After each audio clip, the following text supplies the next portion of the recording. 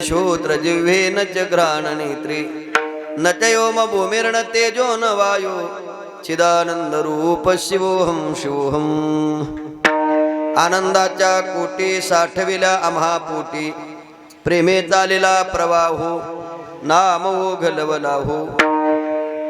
प्रस्तुत कीर्तन रूपी सेवेकरता निवडलेला अभंग महान भगवत भक्त संत सम्राट विश्ववंद्य महाराष्ट्र भूषण असणारे देहूचे सुप्रसिद्ध साधू वैराग्याचे मूर्तिमंत पुतळे श्रीमंत श्री जगद्गुरु तुकाराम महाराज यांचा 4 चरणाचा सर्वांच्या परिचयाचा आणि पाठातला नामपर प्रकरणातील सेवेकरता अभंग निवडलाय. या अभंगामध्ये जगद्गुरु तुकाराम महाराज आपल्या आनंदाची अभिव्यक्ती व्यक्त करतायत. ज्या साधनाद्वारा आनंद प्राप्त होतो ती साधन सामुग्री जगद्गुरु तुकाराम महाराज या अभंगामध्ये दर्शवत आहेत. अभंगाच्या 4ही चरणाचा जर अर्थ पाहिला तर अतिशय सोपा आहे. आनंदाच्या कोटी महाराज म्हणतात आमच्या पोटामध्ये कोट्यावधी आनंद साठवलेला आहे, कारण हरिप्रेमाचा प्रवास सारखा चालू आहे. हरिनामाचा ओघ जलद गतीने वाहत आहे. रामकृष्ण नारायण या मंत्राचा अखंड जप केल्याचा परिणाम आम्हाला तो आनंद प्राप्त झालेला आहे. जो आनंद प्राप्त झालेला आहे तो आनंद इहलोकात आहे आणि परलोकात आहे. 2 थड्यात, एक अलीकडची आहे आणि दुसरी पलीकडची आहे. अलीकडच्या तीराच्या माणसांना पलीकडच्या तीराला जायचंय. पलीकडच्या तीराला काय आहे? पहिलं उभा दाता कटेकर ठेवणी, ज्याची दृष्टी समय चरण समय आणि समय विशेषण ज्याच्या बाबतीत लागू आहे तो परमात्मा पहिलं तीराला आहे.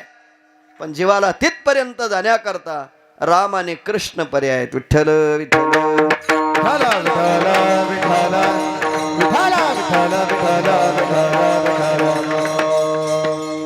असा या अभंगाचा शब्दशः भाव मी आपल्या समोर मांडलेला आहे. कीर्तनाला आरंभ करण्यापूर्वी थोडासा परिहार परिचय देणं गरजेचं आहे. तो असा, चालू असलेला अखंड हरिनाम सप्ताह, श्रीमद भागवत कथा ज्ञान यज्ञ सोहळा समस्त ग्रामस्थ तरुण मित्र मंडळीच्या द्वारा अतिशय थाटामाटामध्ये हा उत्सव चालू आहे. आणि या उत्सवामध्ये श्रीमद भागवत कथा ज्यांच्या मुखातून आपण श्रवण करत आहात ते श्रीहरी व्यक्तिपरायण काव्य व्यास भागवताचार्य प्रकाश महाराज मुळे गोंदीकर महाराजांच्या मुखारविंदातून आपण कथा श्रवण करताय. आणि कथा श्रवण करत असताना या सप्ताहाचा आज हा प्रथम दिवस आहे. म्हणजेच पहिल्या दिवसाचं कीर्तन पुष्प तुम्हा सर्व गावातील तरुण मंडळी, सप्ताह समितीचे संयोजक मंडळी यांच्याद्वारा माझ्याकडे आलेलं आहे. आणि येत असताना या सप्ताहाला ज्यांचे आशीर्वाद आहे, मार्गदर्शन होतं, ज्यांच्या आशीर्वादानं गावही ओळखल्या जातं ते ब्रह्मीभूत रंगनाथ महाराज बालानगरकर आणि त्यांचे चिरंजीव युवा कीर्तनकार श्रीकांत महाराज बालानगरकर यांनी मला फोन केला आणि ग्रामस्थ मंडळीचं निमंत्रण मला दिलं. इथे आल्यानंतर आजी बरवी झाली, माझी माहेर भेटले, थोडा ट्रबल वाढव, डोळा देखिले सज्जन. या दृष्टिकोनातून काय कोणाकोणाचं वर्णन करू, एक एका होनी बळी रे. संगीत विशारद अलंकार या ठिकाणी सगळीच महाराज मंडळी उपस्थित आहे. तुमच्या चरणावर नतमस्तक होतो. मृदंग वाजवण्याकरता तालमणी उभ्या महाराष्ट्रामध्ये ज्यांचा आवाज हातानं कळतो ते आमचे ओंकार महाराज कागदे या ठिकाणी आहेत. खरं म्हणजे तुमच्या कागदावर मी काय लिहावं आता, म्हणजे तर एवढंच लिहू शकतो, तुमच्यासारखं वाजवणं तुम्हालाच शक्य आहे. ज्यांना त्या वाजवण्यातलं कळतं त्यांना कळेल आपण वाजवताना किती लयबद्ध आणि किती ताकदीने वाजवत होतात. थंडीच्या दिवसात घाम येतो, ही खरी हृदयाची कला आहे. हे सहज शक्य होत नसतं. आपण शेतकरी घराण्यातले आहेत. शेतामध्ये काम केल्यानंतर माणसाला घाम येतो, तसं एक कीर्तन 2 तास वाजवलं की दिवसभर असं वाटतं खूप काही काम केलंय. आणि आमचे ओंकार दादा अतिशय छान वाजवत आहेत. इकडे दुसरे मृदंगमणी तुम्हा सगळ्यांना ज्यांचा परिचय आहे, आणि श्रीकांत महाराजाबरोबर खांद्याला खांदा लावून वारकरी संप्रदायाचं काम करत असताना महाराज हयात असल्यापासून आमचे शुकाचार्य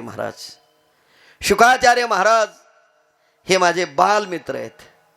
इयत्ता पहिली ते 12वी पर्यंत आम्ही दोघं एकत्र शिकलो. फक्त एवढाच फरक आहे, मी आळंदीला गेलो आणि ते गावाकडे राहिले. पण जरी गावाकडे राहत असले तरी कला त्यांची जिवंत आहे. हा आमच्या दोघातला एक जिव्हाळा आहे. खरं म्हणजे शुकाचार्य जालन्यावरून संभाजीनगर इथं येऊ शकत होता, पण नाही. मला म्हटले तुम्ही पैठण मार्गे येणार आहे, मी तुम्हाला घ्यायला पैठणला थांबतो. ते पैठणला थांबले. मी आळंदीवरून 3 वाजता निघालोय आणि 8:02 तुमच्यापाशी उपस्थित आहे. 10 वाजता संपून निघणार आहे. विठ्ठल विठ्ठल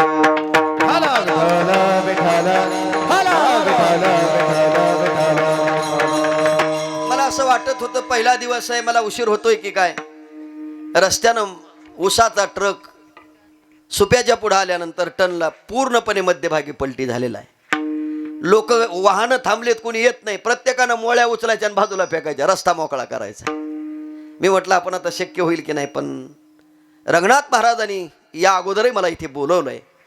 त्यांची काही असलेली सेवा आणि तुमच्या ग्रामस्थ मंडळीचं माझ्याकडे असलेलं काही थोडं पुण्य, म्हणून मी वेळेवर आपल्या समोर आलो. आणि सेवेकरता जो अभंग निवडला तो अभंग जगद्गुरु तुकोबरायांचा आहे. या अभंगामध्ये जगद्गुरु तुकाराम महाराज आपल्या आनंदाची अभिव्यक्ती व्यक्त करत आहेत. आपण जर या कलियुगाचा विचार केला, त्या कलियुगामध्ये प्रत्येक मनुष्याला आनंद हवा आहे. तो ज्या साधनाने मिळतो. माणूस ती साधना करत नाही, आणि ज्या साधनेनं आनंद प्राप्त होत नाही, माणूस ती साधना केल्याशिवाय राहत नाही. भगवंताच्या नामचिंतनाने आनंद मिळतो हे किती लोकांना कळलं. जेवढे कीर्तनाला रोज येतील तेवढ्यांनाच कळणार आहे की देवाच्या चिंतनाने काय मिळतो, आनंद मिळतो. फक्त एक उत्तर देतो, देवाच्या चिंतनाने जो आनंद मिळतो तो नेमका कसा असतो हे काही अजून कोणाला सांगता आलेलं नाही. ज्ञानोबाराने अमृत अनुभवात वर्णन केलंय बघा. आमोचे करवे गोष्टी ती झालीच नव्हे वाघ सृष्टी, आमोती देखावे दिठी ते दिठीच नव्हे. काय वर्णन केलं. अरे सामान्य माणसाचा अनुभव सामान्य आहे, विशेष माणसाचा अनुभव विशेष आहे. आणि सामान्यातला सामान्य, गरीबातला गरीब, फाटक्या कपड्याचा मळक्या कपड्याचा वारकरी असू द्या, पण मुखामध्ये जर राम आणि कृष्ण याचं जर सतत चिंतन करत असेल तर टाटा बिर्लापेक्षा श्रेष्ठ आनंद आमच्या वारकऱ्याचा असेल हे प्रत्येकाला मान्य करावं लागेल. फक्त एक उत्तर देतो, वारकऱ्याचा जो आनंद आहे तो व्यक्त होत नाही. अजून थोडंसं धाडसानं बोलू का. व्यक्त होतो तो वारकरी नाही. विठ्ठल विठ्ठल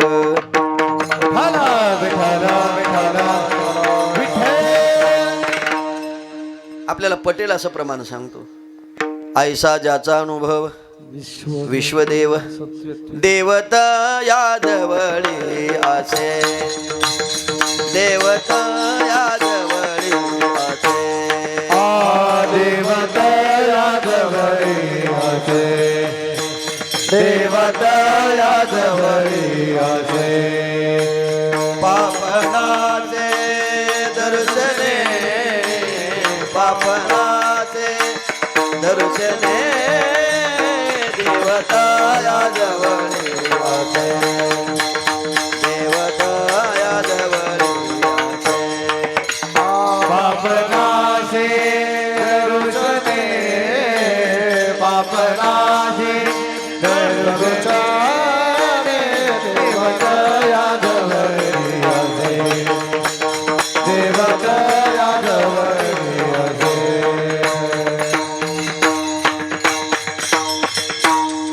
ऐसा ज्याचा अनुभव विश्वदेव सत्यत्वे देवतया जवळी असे पापनासे. मी उत्तर देताना ज्ञानोबाराच्या अमृत अनुभवातली उभी सांगितली. आमोची करवी गोष्टी ते झाली त्रिवाग सृष्टी, आमोते देखावे.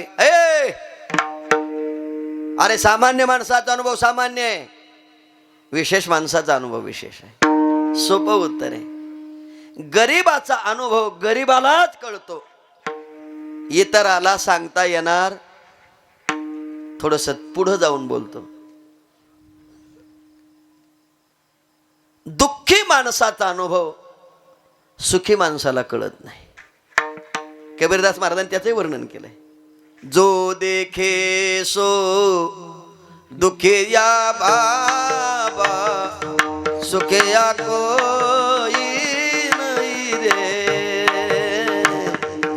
राजा दुखिया प्रजा दुखिया, दुखिया घर बैरागे जो देखे सो। अरे कोणाकडे पास सगळी माणसं दुःखीच आहेत महाराज. मी विनोदानं म्हणत असतो, तुम्ही कीर्तनाला बसलात माझ्याकडे पाहतात, पांढरे शुभ्र कपडे घातलेले, पिवळा फेटा बांधलेला आहे, कंबर बांधलेला आहे, विठ्ठल विठ्ठल आहे, वाजवणं चाललेलं आहे, बोलणं चालू आहे. माझ्याकडे पाहिल्यावर मी तुम्हाला सुखी दिसतो का दुःखी? तुम्ही म्हणाल महाराज तुम्हाला सुखी म्हणावंच लागणार आहे, दुःखी असायला झालं काय हो? अहो आम्हाला आळंदीला यायचं असलं तर आम्ही एसटीने येतो, तुम्ही आळंदीहून चांगल्या गाडीत बसून आलात.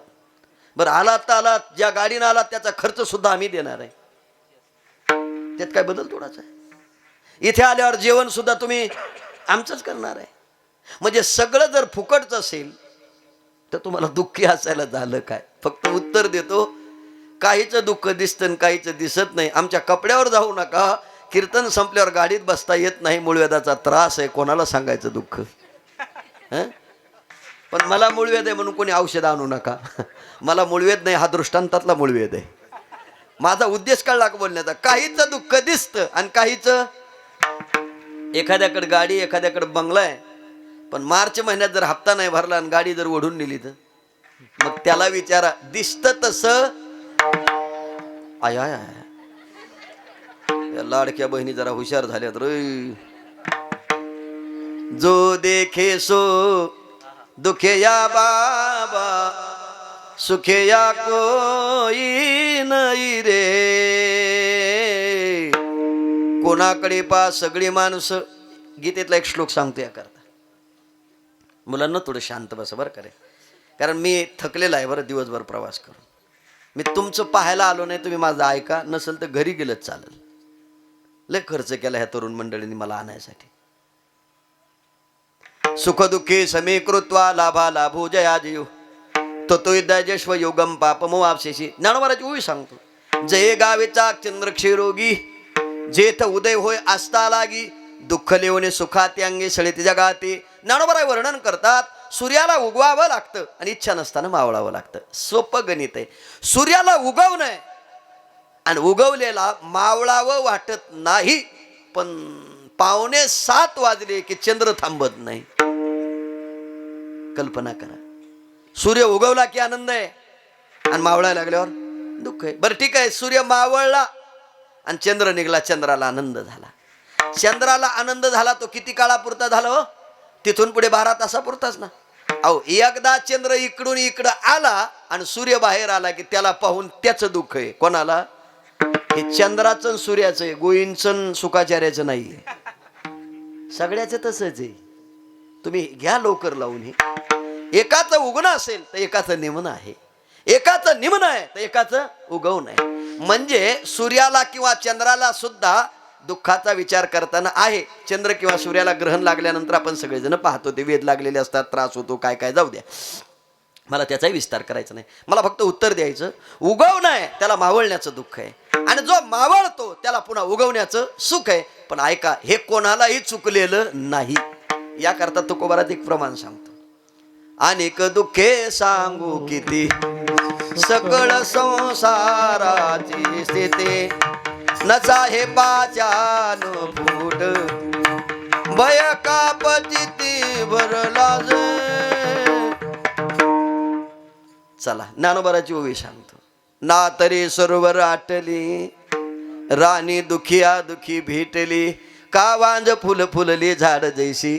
अरे ज्ञानोबाराय म्हणतात, एकाला तहान लागली, त्यानं हातामध्ये तांब्या घेतला आणि स्वतःच्या घरामध्ये पाण्याकरता पळू लागला. पाणी पाणी पाणी. मंडळी म्हटली, म्हणजे त्याची बायको म्हटली, का हो तुम्हाला जर तहान लागली तर तुम्ही पाणी पाणी करता, तुमचे डोळे गेले का? तुम्हाला रांजण माहित नाही का कुठे? तुम्हाला रांजण मला माहिती आहे, पण तुझे डोळे गेले का? जरा पहा त्याच्यात पाणी आहे का? ती म्हणली तुम्हीच पहा. तो म्हणला पाहायची काय गरज आहे, पाणीच मी भरलेलं आहे. कोणी भरलेलं आहे? कोण भरतं पाणी आपल्याकडे? महाराज.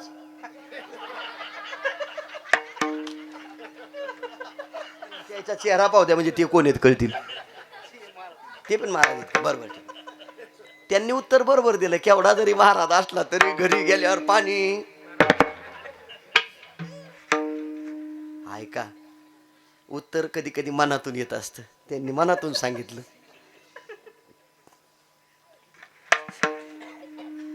थोडस धाडसानं बोलतो. किती जरी पाटील असला आणि किती जरी पाटलासारख्या गप्पा मारत असला तरी बायको म्हणते एवढा हांडा भरून आणा. मग तो म्हणतो तुला कळतंय का मी 35 एकरचा मालक आहे. मी सुद्धा पाटलाच लेकरू आहे. मी काय असं तसं नाही. मी तुमचा पाहुणा आहे ना रे. मी एक का म्हटलं माहिती आहे तुम्हाला? कोणी असू द्या, बरोबर आहे ना, प्रत्येकाला कधी ना कधीतरी मग ते पाण्याचं सोडावं पण तांब्याभर पाणी पाहिजे होतं. ते म्हणले तिथं जा. हिनं त्याच्या हातातला तांब्या घेतला, कोणाच्या? मालकाच्या. आणि राग राग गेली, झाकण काढलं तांब्या बुडवला. बाया पाणीच नाही याच्यात. तो म्हणला मी पागल आहे का, पाऊण तास झालं तुला पाणी मागवतो. ती म्हणजे मग हे रानातलं पाणी गेलं कुठं जाऊ दे म्हणलं. तीच त्याला म्हणते याला छिद्र पडलं नाही, पाझर नाही, कोणी न्यायला आलं नाही, सडा समर्जन केलं नाही, भांडे घासले नाही, मग पाणी गेलं कुठं? तो म्हणला गेलं कुठं जाऊ दे, मला तहान लागली, पाणी पाहिजे, काय करू? यानं त्याला उत्तर दिलं, तू एक काम कर, हा तांब्या घे, शेजारणीकडे जा आणि तांब्याभर पाणी घेऊन ये. ती म्हणली मी शेजारणीकडे जाणार नाही आणि तिला तांब्याभर पाणी मागणार नाही. त्याचं कारणही वेगळंच होतं. हिनं जरी शेजारणीला पाणी मागितलं असतं तरी तिनं तांब्याभर सुद्धा हिला पाणी दिलं नसतं. त्याचं कारण ह्या दोघीचा रोज हरिपाठ होता सकाळ संध्याकाळ. तो मंडपातला नव्हता, तिथला हरिपाठच वेगळा आहे. इथल्या हरिपाठात सुंदर ते ध्यान उभे विटेवरी, आणि तिथला हरिपाठ तुझ्यात. तो हरिपाठच वेगळा आहे महाराज. तो हरिपाठ म्हणजे असा रंगतो ना, काय सांगा तुम्हाला. आता मला उत्तर द्यायचं, हे पाणी मागत होतं, हातात तांब्या घेतला, तिने पाहिलं नाही. म्हणले मग आता काय करू? तो म्हणला इकडे घे. यानं तांब्या घेतला आणि हा शेजाऱ्याकडे गेला. शेजाऱ्याच्या दारात उभा राहिला आणि शेजाऱ्याचं नाव घेऊन त्यांना हाक मारली. ऐकलं का गणपतराव? म्हणले काय शामराव? अहो तांब्याभर पाणी मिळेल का? मिळेल का म्हणल्यावर ते गणपतराव बनेलीवर हातात रिकामा तांब्या घेऊन बाहेर आलं. आणि ते काय म्हणलं माहिती आहे का त्याला? शामराव तुम्हाला तांब्याभर नाही 2 तांबे पाणी दिलं असतं, पण त्याचं असं आहे 2 दिवस झाले आमच्या घरी नळ आले नाही. आता हे दोन्ही माणसं एकमेकाला भेटले, सुखी भेटले का दुःखी? तो मला मग तोया घरी नळ नाही, माझ्या घरी पाणी नाही, मग चल बरं पाणी पाहू. ह्या दोघांना हातात तांब्या घेतला आणि गावाच्या येशीत बसली, एक तिकून आणि एक इकून पाणी पाणी पाणी पाणी पाणी पाणी. येणार जाणार माणसं म्हणले अख्ख्या गावाला यायन पाणी पाजलं. तुम्हाला नाही कळलं वाटतं? याचे 2 अर्थ होतात.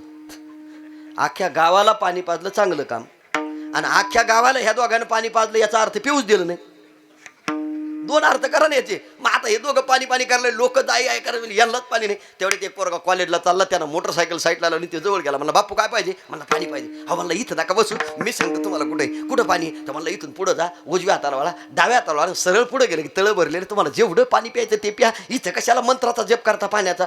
अहो पुढं गेल्यावर तळं भरलं हे कळल्यावर दोघांना तांब्या घेतला आणि तो त्याच्या पुढं कशा करता? पाण्याकरता. पण नीट ऐका ना, ज्यानं सांगितलं होतं पुढं गेल्यावर तळं भरलेलं आहे, त्यानं पाहिलं नव्हतं तळं आटलेलं होतं.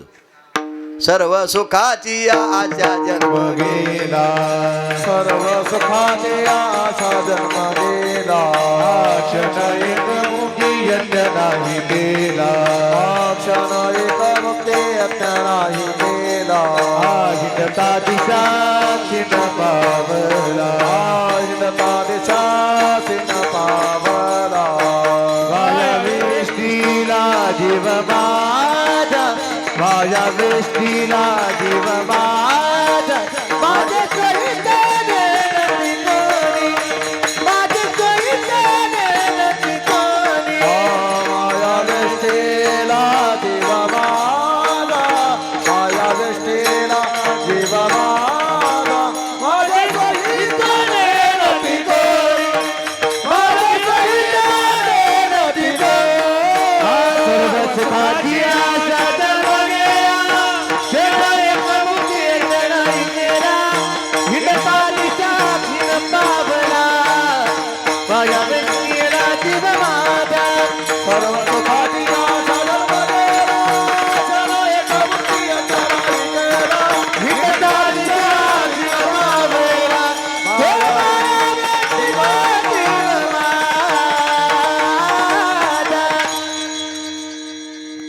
सर्व सुखाची आशा जन्म गेला क्षण एक मुक्ती यज्ञ नाही केला हिंडता दे जाचे न पावला माया वेठीला जीव माझे सोयीतले कोणी. हे पळू लागलं पाण्याकरता पण तळं आटलेलं आहे आणि पुढं तळं भरलेलं कळल्यावर हे दोघं जण त्या आशेनं पळाल्यामुळं जास्त व्याकुळ झाले आणि तळ्याच्या मध्यभागी उभे राहिले. कुठंच पाणी दिसाना. ज्ञानोबाने त्याच्या पुढचं वर्णन केलं. एक जण त्या तळ्यात विहीर खोदीत होता. कशा करता? पाण्याकरता. आवाज झाला रे दोघं त्याच्या जवळ गेले. ते खाली होतं 30 हात. वरून त्याला हाक मारली. ऐकलं का? त्यानं असं वर पाहिलं. म्हणले काय? अहो काय नाही म्हणले, फाट्यावर एकाने सांगितलं पुढं तळं भरलेलं तेवढं तळं दाखवा. तुम्हाला तुमच्या दोघांच्या गोळ्या संपल्या का डोक्याच्या? अरे तुम्ही उभे तळ्यातच आहे ना. ते मला मग भरलेलं आहे. म्हणलं येडे आहेत तुम्ही. ज्यानं तुम्हाला सांगितलं त्यानं पाहिलंच नाही तळं भरलेले गाठले. त्या तळ्यात 6 महिन्यापासून मी विहीर खोदतोय. अजून माझ्यात विहिरीला नाही तर तुम्हाला कुठून? ज्ञानोबा म्हणतात ते एकमेकाला जे भेटत गेले ते सुखी नाही. ना तरी सरोवर आटली राणी दुखिया दुखी भेटली कावांज फुल फुलली झाड जैसे. जीवनामध्ये दुःख कोणाला चुकत नाही. कोणी किती जरी म्हणत असलं ना, चला पुत्रेण शिमे राज्यम सर्वम दुःखाय कल्पती. अरे दशरथ राजाकडे किती पोरं होती हो? 4 पोरं होती ना. पण त्याही दशरथ राजाची अवस्था जर आपण पाहिली तर अंतकाळाच्या टायमाला पाणी पाजण्याकरता सुद्धा एकही मुलगा जवळ राहिलेला नाही. गोविंदरावनी पोरगा जवळ राहील याची अपेक्षा करायची नाही. अरे काय काय कमी होतं? जगाचा मालक आहे रामचंद्र प्रभू, बरोबर आहे. शेषाचे अवतार आहेत भरत लक्ष्मण शत्रुघ्न. अरे एक एकाहून बळी आहेत पण एक सुद्धा जवळ नाही. 4 पुत्र दशरथा.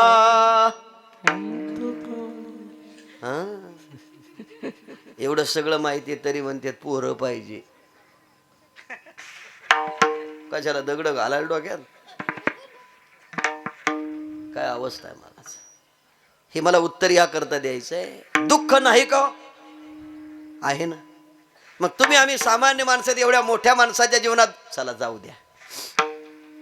रामचंद्र प्रभूच्या जीवनात दुःख नाही का? अख्खा अभंग सांगतो.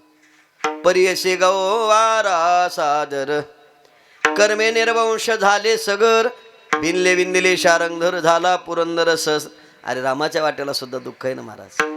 अहो वशिष्ठ ऋषीनं सांगितलं होतं राम राज्यावर बसणार आहे. मुहूर्त काढला होता आणि आईच्या समोर बापाचं दर्शन घेतलं आणि बापानं सांगितलं तुझ्या आईला वचन दिलंय तुला वनाला जावं लागेल. लगेच ती कपडे काढली आणि ही धारण केली आणि रामचंद्र प्रभू वनाला निघाले. माझं उत्तर संपलं. म्हणजे एवढ्या मोठ्याही संतांच्या देवाच्या साधूच्या जीवनामध्ये सुखदुःखाचे आघात आहेत.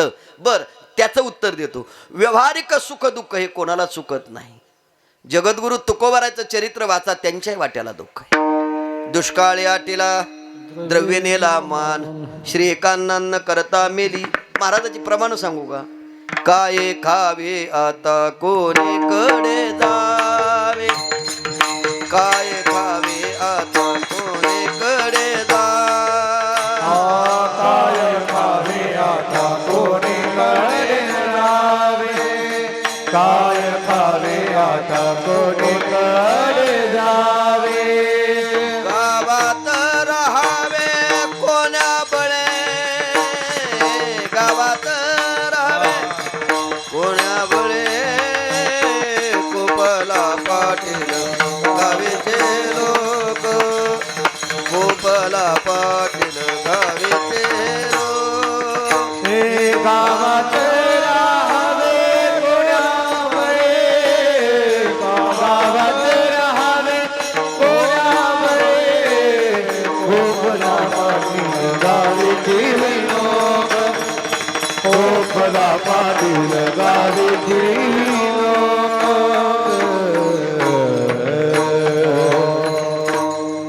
काय खावे आता कोणीकडे जावे. गावात राहावे कोण्या बळी. गोपला पाटील गावीचे हे लोक आता मज भीक गुण. अरे गावातल्या पाटलानं सांगितलं गावात राहायचं नाही. तुकोबाराने आपलं दुःख कोणाला सांगितलं? पांडुरंग ध्यानी पांडुरंग म्हणी जागृती स्वप्ने पांडुरंग. दिनरजी हाची धंदा गोविंदाचे पवाडे. रात्र नकळी दिवस नकळी अंगी खेळी. ऐका ना रे अरे काय संध्याकाळची शाळा आहे घरी?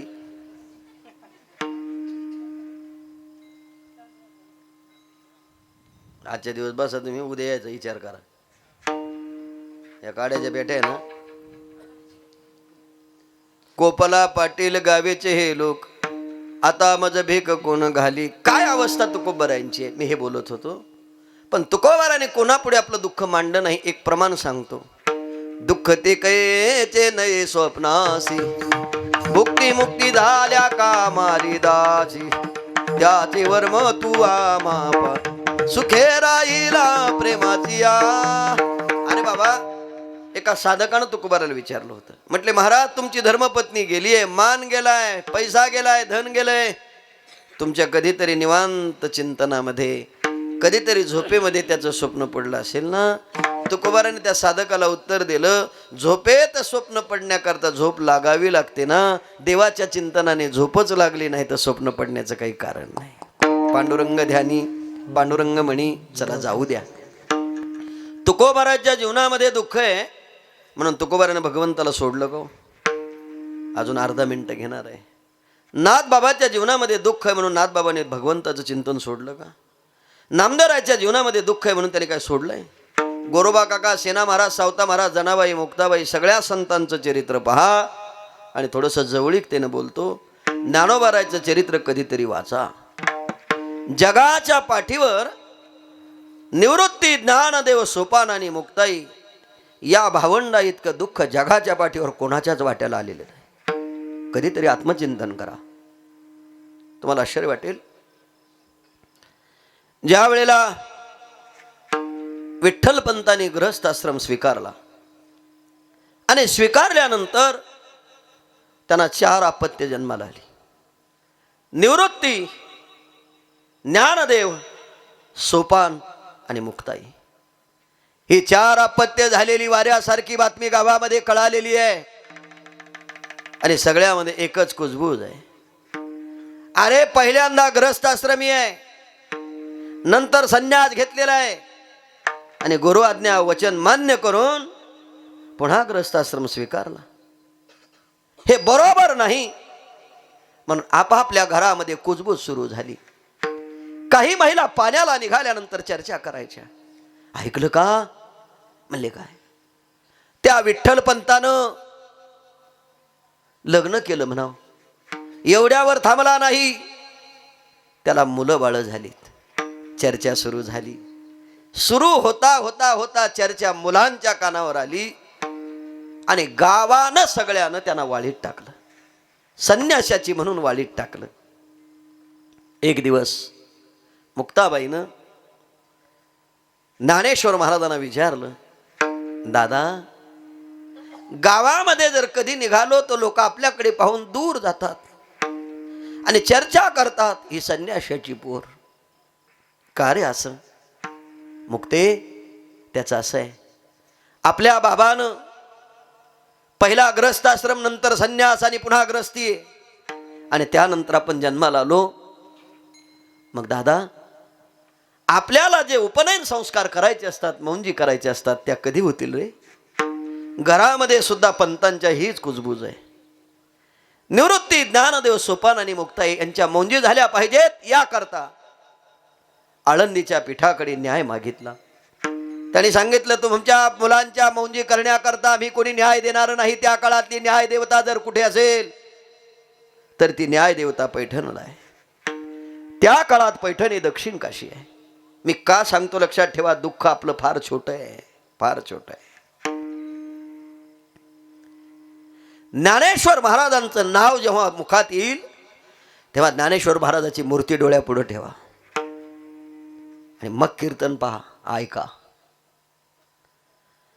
ऐकल्याबरोबर चर्चा सुरू आहे आणि धर्म मार्तंडाच्या समोर विठ्ठलपंत जातात आणि हात जोडतात. हो, आम्ही ग्रस्त आश्रम स्वीकारलाय ना, परंतु आमच्या मुलाच्या मौंजी झाल्या पाहिजेत. ह्याकरता आम्हाला न्याय हवाय. आळंदीकरांनी पत्र दिलेलं आहे, तुम्हाला पैठणला जावं लागेल. पैठणला आल्याबरोबर या ब्रह्मवृंदांच्या सभेमध्ये पत्र दिलं आणि ते पत्र वाचलं आणि ग्रंथ पाहता क्षणी सांगितलं, ग्रस्ताश्रमानंतर संन्यास आहे आणि संन्यासानंतर ग्रहस्थी होणं आहे, आणि त्यानंतर जर अपत्य असेल तर धर्म मार्तंडानं त्यांच्याकरता न्याय दिलेला नाही, शास्त्रात कुठेही न्याय नाही. हात जोडले विठ्ठल पंतांनी आणि काय बोलले, काका माझी बाळं उघड्यावर पडतील. 4 मुलं झाले, अपराध नाही. मी आहे त्या प्रपंचाला पुन्हा स्वीकारलंय, मी वेगळे पण काही केलं नाही. मिळेल ना न्याय? आमच्या शास्त्रामध्ये तुमच्याकरता न्याय नाही. हात जोडले, काहीतरी न्याय द्या. त्यावेळेला त्या काळातल्या ब्राह्मणानं न्याय दिला, तो म्हणजे देहांत प्रायश्चित्त. एकच ओळ लिहिली तुमच्याकरता, तेवढाच न्याय. न्यायाचा कागद हातात घेतला आणि कपाळाला लावला आणि सांगितलं, काका तुम्ही शास्त्री आहात, पंडित आहात, तुम्ही दिलेला न्याय घेऊन जर गेलो तर तो न्याय आम्ही स्वीकारायला तयार आहे, पण आमच्या मुलाच्या मौंजी होतील ना. म्हटले हाच न्याय तुमच्याकरता आहे. न्यायाचा कागद हातात ठेवला. रुक्मिणी आईसाहेब जवळ आल्या आणि विचारलं, पंत काय मिळाला न्याय? हो मिळाला. काय न्याय? म्हणले न्याय आपल्याकरता एक आहे, देहांत प्रायश्चित्त. माझं उत्तर आहे, आपल्या मुलाच्या मौंजी व्हाव्यात याकरता देहांत प्रायश्चित्त घ्यावं हा न्याय स्वीकारणारे जगाच्या पाठीवर पहिले मायबाप जर कोण असतील तर ते विठ्ठल पंत आणि रुक्मिणी माता आहेत. लेखा करताच ना, मुलांचा मौंजी व्हाव्यात या करताच ना. न्यायाचा कागद घेऊन मुक्काम दर मुक्काम करत ही आळंदीला आली. आणि आळंदीला आल्यानंतर सगळीच बसलेली होती. मुक्ताबाई जवळ आल्या, चिमुकल्या शब्दानं बोबड्या बोलानं विचारलं, बाबा मिळाला का न्याय? हो. काय न्याय आहे? तुमच्या मौंजी होणार आहे, तुम्ही काळजी करू नका, न्याय मिळालाय. पण मला सांगा, ज्या न्यायाची सीमा आज सुद्धा काढली तेरे हृदय भरून येतं. कोणाला असं वाटेल का? दोघा पती पत्नीची चर्चा झाली, मुलांना भुका लागल्या, स्वयंपाक केला, लेकरं पाटावर जेवणाकरता बसवली, पुरणाच्या पोळ्या तयार केल्या आणि बाळांना जेवू घालतात. ऐका, सगळे जेवायला बसतात पण मुक्ताबाई बसत नाही. मुक्ताबाई म्हणते, आई तू आम्हाला जेवू घालणार आहेस, पण 3 दिवस झाले आई तू पण जेवली नाहीस ग. तू जोपर्यंत जेवत नाही तोपर्यंत मी अन्नाचा कण घेणार नाही. मुक्ताबाईकडे पाहून पंतांनी हात जोडले, मुक्ते बाळ जेवली की भूक लागत नाही ना मायबापाला? जेव ना ग. मुक्ताई जेवत नाही. मुक्ताबाईनं आपल्या ताटातला घास घेतला, पंतांच्या मुखामध्ये घातला. माझं उत्तर आहे, ज्या लेकरांना झोपेत टाकून निघून जायचंय त्या बापाला लेकीनं मुखात घातलेला घास फार बरा वाटत असेल का? अरे तोच घास जेव्हा आईच्या मुखाकडे नेला तेवढ्यापुरतं मुखामध्ये ठेवला, लेकरांना जेवू घातलं. संध्याकाळी सगळ्यांची झोपण्याची आसनं केली आणि आसनावर बसून याच डोळ्यानं त्या माय माऊलीनं आपल्या बाळाला पाहिलं असेल, आपली वासरं जवळ घेतली असेल, आपल्या बाळाला हृदयाशी धरलं असेल, पण मनामध्ये केलेला विचार किती मोठा असेल याचं चिंतन कधी करता का? काय आपलं दुःख आहे रे? काय दुःख आहे आपलं? छाती ठोकपणे सांगतो, यांच्या इतकं दुःख जगाच्या पाठीवर कोणाच्याच वाट्याला नाही, कोणाच्याच नाही. पण सगळी बाळं झोपी घातली आणि रात्री माध्यान्हाला निघून जायचं ठरलेलं आहे. पंतांना जाग आली आणि जाग आल्याबरोबर पंत उठतात. पावलाचा आवाज झाल्या, रुक्मिणी आईसाहेब जाग्या झाल्या आणि जाग्या झाल्यावर पंताकडे पाहिलं, डोळ्याच्या अश्रूंना वाढ दिली. पंत एकमेकाला बिलगलेली बाळ उत्तर देऊ, आईचा हात माने खाली घेतल्याशिवाय मुक्ताबाई कधी झोपल्या नाही आणि झोपताना आईच्या पाठीवर हात टाकल्याशिवाय कधी राहिल्या नाही. पण उद्या झोपेतून उठून पाहिल आई दिसणार नाही, आईचा हात दिसणार नाही. त्या बाळानं कोणाला आई म्हणायचं रे? एखाद्या लेकराची माय जर बालपणात निघून गेली, लेकराला पाहिलं तरी हृदय भरून येतं. अरे इथं सोन्यासारखी लेकरं होती, डोळ्या देखत सोडायची इतकं सोपं आहे का रे? पण पंतांना जाग आली. पंत उठतात. उशाला कागद ठेवला, काही चरित्रात निवृत्तीनाथांना सांगितलेले आहे आणि काही चरित्रात तो कागद उशाला ठेवला. निवृत्तीनाथाकडे पाहिल्याबरोबर पंतांनी हात जोडले आणि एक शब्द वापरला, निवृत्ती दादा तुम्हीच यांची माय व्हायचंय आणि तुम्हीच यांचं बाप व्हायचंय. झोपेत टाकून निघून जातो म्हणून अपराध समजू नका. तुमचा छळ थांबला पाहिजे, मौंजी झाल्या पाहिजे, याकरताच आम्ही पती पत्नी जात आहोत. निवृत्तीनाथांच्या जवळ गेले. ज्ञानेश्वर महाराजाकडे पाहिल्याबरोबर अश्रूंना वाट दिली. ज्ञानेश्वर महाराजाकडे पाहिल्यावर गैवरून आलं. खाली बसले. जेव्हा सोपान काकाच्या जवळ आले, दोन्ही गुडघे टेकवले बापानं. तोंडावून हात फिरवला. समजूत काढू, समजून घ्या. आणि मुक्ताबाईच्या जवळ जेव्हा विठ्ठलपंत आले, एवढे धीर गंभीर काळजाचे होते, पण नाही आवरता आलं. दोन्ही हात टेकले. मुक्ते, झोपेत टाकून निघून जातो म्हणून अपराध नाही. मुक्ते, खरं बोलू का ग? बाप नसला लेकराला तरी चालतो, पण आईची तरी गरज आहे, पण ती पण ऐकत नाही ना. मुक्ते, आजपासून तुझी आई ज्ञानाबाई आहे हे सांगितलं आणि पंत निघाले. रुक्मिणी आई साहेब त्यांच्या पावलावर पाऊल ठेवून निघतात, पण शेवटी माय. इतकं सोपं नाही महाराज. रात्रीची वेळ आहे, किरांधकार आहे. निवृत्तीनाथांच्या जवळ गेल्यान तोंडावून हात फिरवले, अश्रूंना वाट दिली. ज्ञानेश्वर महाराजाकडे पाहिल्यावर गैवरून आलं. सोपान काकाकडे जेव्हा आईनं पाहिलं, हातात हात घेतला, खाली मान घातली. पण जेव्हा मुक्ताबाईच्या जवळ आल्या, तेव्हा दोन्ही गुडघे टेकवले आणि हंबरडा फोडला. मुक्ते, तुला माय नाही म्हणून कधी खचून जाऊ नकोस. आजपासून शेवटपर्यंत तुझी आई ज्ञानाबाई आहे, तुला तिला स्वीकारावं लागेल. मिठी मारली. पंत बाहेर निघतात. रुक्मिणी आईसाहेब दारापर्यंत येतात. दाराचं दार उघडलं, पाऊल बाहेर टाकतात. अरे किती हृदय किती कोमेजलेलं असेल याचा चिंतन करा. अरे एक लेकरू जर एक तास सापडलं नाही, ते माय वेड्यासारखी होती. हिच्या डोळ्यात एकच चारही बाळ सोडायचे. किती मोठं हृदय असेल, किती मोठं. आत्मचिंतन करा प्रत्येकानं या गोष्टीचं. आणि निघाल्या. पण दारातून पाहतात तेव्हा पंत म्हणतात, रुक्मिणी, मला माहिती आहे तुला बाळ सुटणार नाही, जा. नाही पंत, न्याय तुमच्या करता तोच आहे आणि न्याय माझ्या करता तोच आहे. रुक्मिणी आईसाहेबांना दार लावलं. पंत पुढे, रुक्मिणी आईसाहेब पाठीमागे. दोघांनी देहांत प्रायश्चित्त स्वीकारलं. सकाळी निवृत्तीनाथांना जाग आली. इकडं आणि इकडं पाहिलं, दोघंही दिसत नाही. लक्षात आलं, बाबांना जे करायचं होतं ते केलं. उशाचा कागद पाहिला, ज्ञानोबारायला जागा केलं. दादा, काय रे? आई दिसत नाही, बाबा दिसत नाही. आवाज ऐकला, सोपान काका जागे झाले आणि हाक मारली, आई. ज्ञानदादा सांगणारे कुठे? आई माहीत नाही. आणि आवाज ऐकल्याबरोबर मुक्ताबाई जाग्या झाल्या आणि जशा जाग्या झाल्या तसा पहिला आवाज दिला, आई. कोणी बोलत नाही. निवृत्तीनाथांना विचारलं, कुठे आई? इकडे ज्ञानदादाला विचारतात, आई कुठे? आणि दोन्ही हात सोपान काकाचे धरले आणि मोठ्यानं बोलतात, आले तू तली सांग आले, आई बाबा कुठे? सकाळपासून दिसत नाही, सांग आले. नका सांगू कोणी, मी मायबापाचा शोध घेते. तेवढ्या रात्री मुक्ताईनं दार उघडलं आणि आईबापाच्या शोधाकरता निघतात. कुठे जातील या शब्दानं ज्ञानोबराय सांगतात. निवृत्तीदादा बोलतात, मुक्ते, ज्या वाटेनं मायबाप गेले ती वाट पुन्हा येण्याची नाही. हा शब्द ऐकल्यावर रस्त्यावर शरीर टाकून दिलं आणि मुक्ताई रडतात, समजूत काढतात. मुक्ताबाई ऐकत नाही, पण त्यांच्या आग्रहाखातर शोध घेतात. पण कोणीही मायबाप दाखवले नाही किंवा गेल्यानंतर कोणी मायबाप झालं नाही. माझं उत्तर आहे, मायबाप नाही पण तरी सुद्धा दुःख सहन केलं. ऐका, आई वडिलाच्या शोधात आहेत, फिरतायत. भुका लागलेल्या जेवायला बसलेत.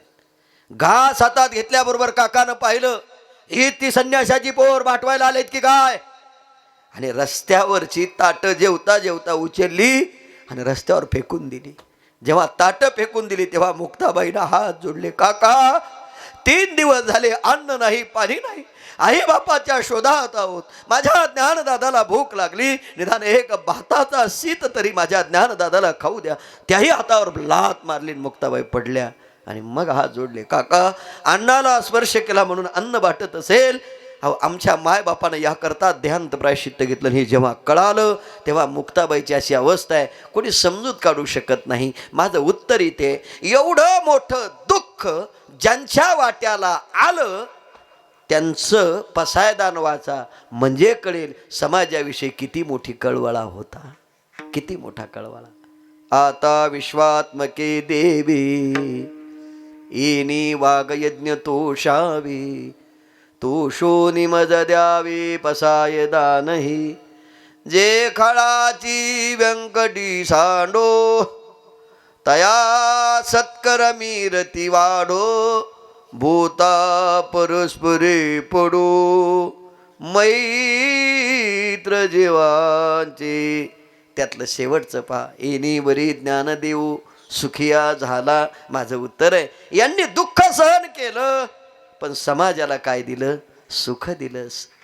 काय वर्णन केलं. जेव्हा ज्ञानेश्वर महाराज सिद्ध बेटामध्ये बसतात, झोपडीचं दार लावतात, तेव्हा मुक्ताबाईनं विनंती केली, दादा संत तोचे जाना जगी दया क्षमा जाचे आगे लोभता नये मना.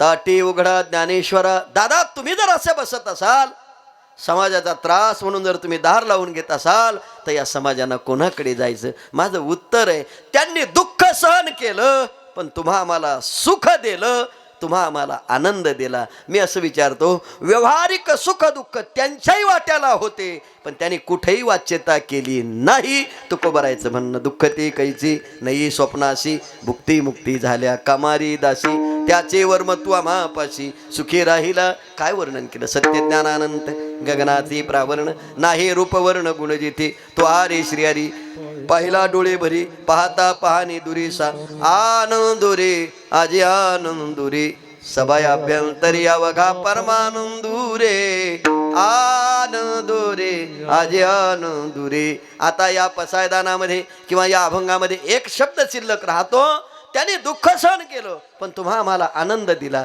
मग आनंद जिथे आहे म्हणजे कुठे? आनंद तेथेचा मुकया शिवाच्या बहिरे ऐकते कानी रे नाचत जाऊ त्याच्या गावा खेळिया सुख देईल विसावा. आपण सगळी मंडळी 18 दिवस चालतो. वचन आहे का कमळा पोती माझी रंकाचे विनते कर जोडे तो गोदे गाडी आपण आसावे जवळी तुझ पाहता सामोरे दृष्टीनं पेरे माघारी. चला योगिया दुर्लभ तो म्या देखिला साधने आ देखिला माये देवाचा देवो विठ्ठला संदेहो निघाले तुझे काऊ तुम्ही निजे दिने निजला ते हरी मानिये सुखामी वाचू कैजबरी पुढा जावत व्हावे क्षम सकळा द्या दयाजी वासना दया दे पुरवावे. असं म्हणत म्हणत जातो की नाही पंढरपुरापर्यंत. आणि पांडुरंगाच्या दर्शनाला 36 तास बारीत उभं राहतो, काही वाटत नाही. आणि एकदा पांडुरंगाला पाहिल्यावर समचरण दृष्टी विटेवरी साजेरी तेथे माझे हरी वृत्ती राहो. काय वर्णन केलं. आवडी रूप गुजरी सगुण पाहता लोचन. हे मी म्हणत नाही. राजस कुमार मदनात पोतळा राजस कुमार मदनात पुतळा रवी शशी गळा रो बुडिया राजस कुमार मदनाचा. काय वर्णन. रूप सावळी सकुमार कानी कुंडले मकरा रूप सावळी सकुमार. मी एवढा विद्वान नाही पण मी 100-125 प्रमाण म्हणेन कीर्तनात. गाणन कविता नाहीच म्हणणार. अरे आपल्याकडे आहे तर मांडा ना. रूप सावळी सकुमार काने कुंडले मकरा रूप सावळे सकुमार हे रूप सावळे सकुमार रूप सावळे सकुमार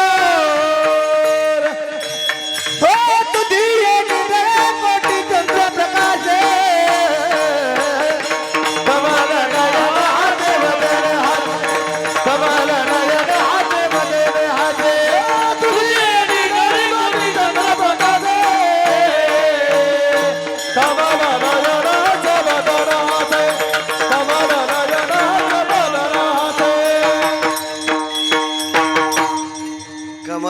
मन हासे 36 तास दर्शन बारीत उभं राहिला, कानोपात्रेच्या झाडापर्यंत आला आणि झाडाचं दर्शन घेतलं. धन्य पानोपात्रा, झाली भाग्याची, भेटी झाली. आणि पुढं गेला आणि पांडुरंगाला पाहताना गरुड खांबाला मिठी मारली आणि गरुड खांबावून पुन्हा असा झाला आणि समोर देव दिसले. देव दिसल्यावर ज्याच्या करता आला ते सगळंच विसरला. काय झालं आता? कंठी प्रेम दाटी, नैनी नीर लोटे, हृदयी प्रगटे रामरूप, अशी अवस्था झाली. बोलता येणं गाभाऱ्यात गेला. अवघे चित्रलोक्य आनंदाची आता चरणी जगन्नाथा चित्त ठेले, भगवंताच्या चरणावर माथा ठेवला आणि ठेवल्यानंतर आनंद झाला. किती? अभंगाच्या पहिल्या आनंदाचे कोटी, आनंदाचे कोटी, आनंदाचे कोटी, आनंदाचे कोटी, आनंदाचे कोटी,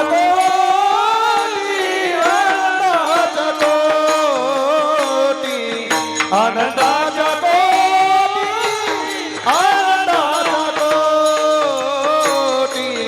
आनंदाचे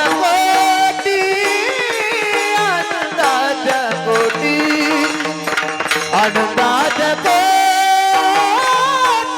आनंदाच्या कोटी, आनंदाच्या कोटी, आनंदाच्या कोटी, आनंदाच्या कोटी, आनंदाच्या कोटी, साथ विना आम्ही कोटी, साथ विना आम्ही कोटी, प्रेमे तारिलो प्रवाह, प्रेमे तारिलो प्रवाह, साथ विना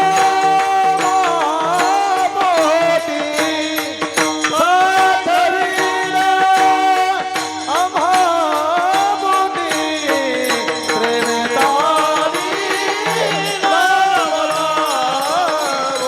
प्रेमे तारिलो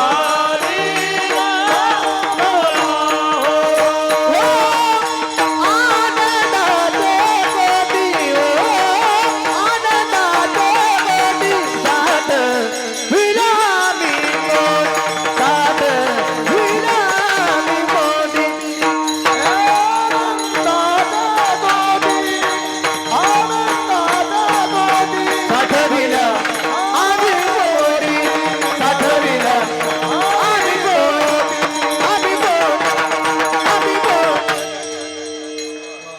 हा एक आनंदच आहे. आनंदाच्या कोटी साठविल्या. परमात्म्याच्या गाभाऱ्यात गेल्यावर परमात्म्याच्या चरणावर माथा ठेवला आणि ठेवल्यानंतर आनंद झाला. किती झाला इथे आपण थांबलेलो आहे. अजून काही कोणाला सांगता आलेला नाही. चला, तुम्हाला जर असं विचारलं तुम्ही देवाला पाहिलं का, तुम्ही हो म्हणता. कसं आहे हो? नवता काळा गोरा कुजाना ठिंगना, स्वरूप सुंदरा आणि देख, ठायेचा ते काळा अनादे बहुकाळ, मनोनिवेदा जाळा लावी लागे माय. थोडं मागे जाऊ. पहिली कोठीची नव्हती, काही चंद्र सूर्य तारा नाही, अवघे शून्याची होती पायी, कानोबा तेरे ते तेथे ढालगज निर्माण झाली. हे सगळं वर्णन त्याच्या बाबतीत झालं. पण चरणावर माथा ठेवल्यानंतर आनंद झाला. किती म्हणले सांगता येत नाही. आनंदाच्या कोटी, कोटी शब्दाचा अर्थ प्रकार आहे. आनंदाची 5 प्रकरणे आहेत पंचदशीमध्ये. जसं ज्ञानेश्वरी, विचारसागर, अमृत अनुभव आहे, तसं पंचदशी ग्रंथ आहे. पंचदशी ग्रंथ जर आपण शिकलो आणि पंचदशी ग्रंथ जर आपण ऐकला तर संस्कृत कळायला सोपं जातं. त्या पंचदशीमध्ये 5 आनंद सांगितले. आत्मानंद आहे, विद्यानंद आहे, योगानंद आहे, ब्रह्मानंद आहे. तुकोबाराय म्हणतात मनुष्यानंदापासून ब्रह्मानंदापर्यंत जेवढे म्हणून आनंद आहेत ते सगळे त्याच्या चरणाजवळ आहे. मग आता मी म्हणतो, एवढं सगळं शिकून येण्यापेक्षा त्याच्या चरणात जर तो आनंद असेल तर त्याच्या चरणाचं जर दर्शन झालं तर सगळा आनंद होऊ शकतो. पण आनंद कशात हेच माहित नाही. मी अगोदर एक वाक्य सांगितलं, ज्याच्यात आनंद आहे माणसं त्याच्या जवळ नाही, आणि ज्याच्यात आनंद नाही त्याच्या जवळ गेल्याशिवाय. राहत नाहीत.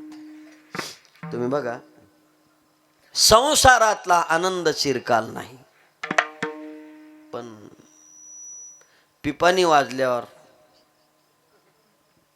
कोणची ते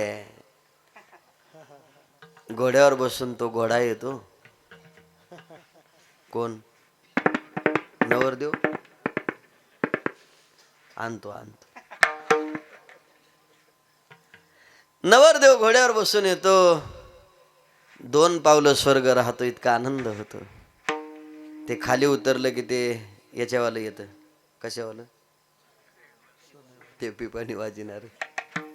तुम्हाला खरं सांगू का महाराज, हे पिपाणी वाजल्याशिवाय लग्नच झाल्यासारखं होत नाही.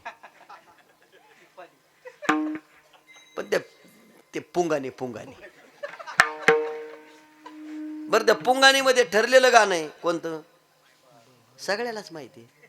आपल्या बापाच्या लग्नात तेच होतं आणि आपल्या लग्नात अजून पुढचं बोलू का, ते गाणं वाजल्याशिवाय लग्न झाल्यासारखंच वाटत नाही हो. कसं वाजतं ते गाणं, हं? बरं, ते गाणं वाजलं की ते नवरदेव नवरी अशी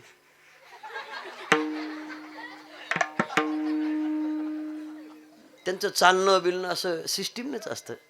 मी एकदा चालून पाहिलंय, म्हणजे कुठं मंडपात नाही, पुन्हा माझी चालायची इच्छा राहिली नाही. मग महाराज, ज्या दिवशी बायको सोबत चालते ना, त्या दिवशी असं वाटतं कोणत्या देशाचा पंतप्रधान आहे, पण त्याला हे माहित नाही की तू नंतर शिपाई होणार आहे हिचा. आनंद आहे का नाही? बरं, तो आनंद असा वाढतो, तुम्हाला काय सांगा, जसं स्टेज जवळ येईल तसं